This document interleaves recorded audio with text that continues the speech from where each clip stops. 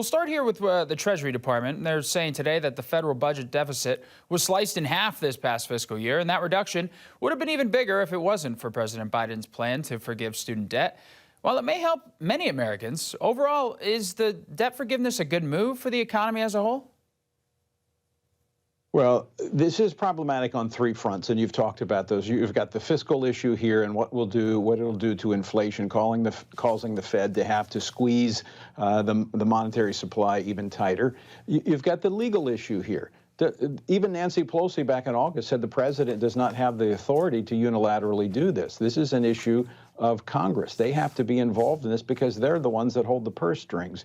And then there's really a moral issue here. I would say this is a Biden bribe. We've heard about the Putin price hikes. This is the Biden bribe right before the election. The timing of this cannot be missed. So this is problematic, should not be allowed. And we have to look at, well, hey, I'm sure that those who are going to benefit from it, this is great. But what's next? We cannot allow our elected officials, when elections come around, to be able to take money out of the public coffers to essentially buy votes. This is absolutely wrong. We'll switch to one of the most watched governor's races in all of the country over in Georgia.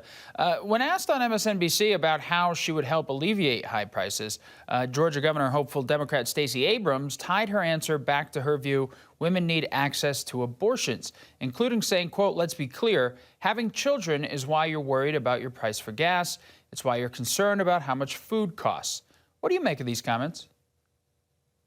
Well, I hope Americans don't miss what she said. This is how extreme the Democratic Party has become on abortion. Let's step back for a moment and look. What does the Bible say about children? They're a blessing from the Lord to be embraced. They're not burdens to be aborted. And now you have the Democratic Party that's using the economy, which in large part is driven by their own policies, as justification for abortion on demand all the way up until birth.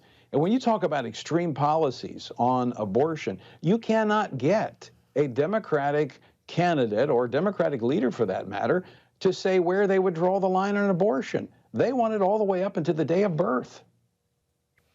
These midterm elections, they're seemingly being defined basically by abortion versus inflation. So I'll ask you this question that sort of ties both of them together.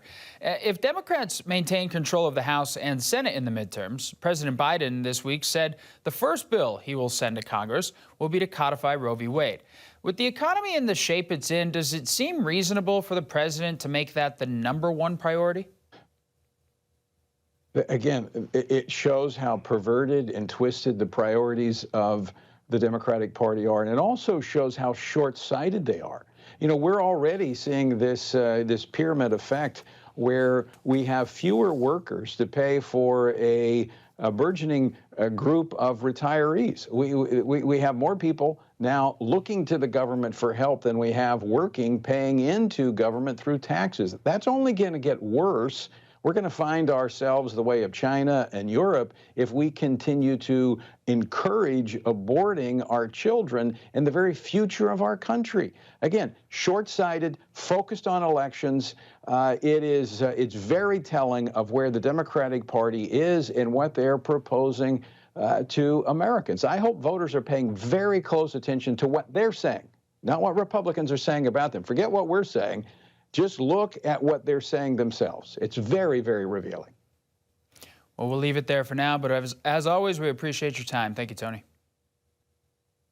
Good to be with you. Have a great evening.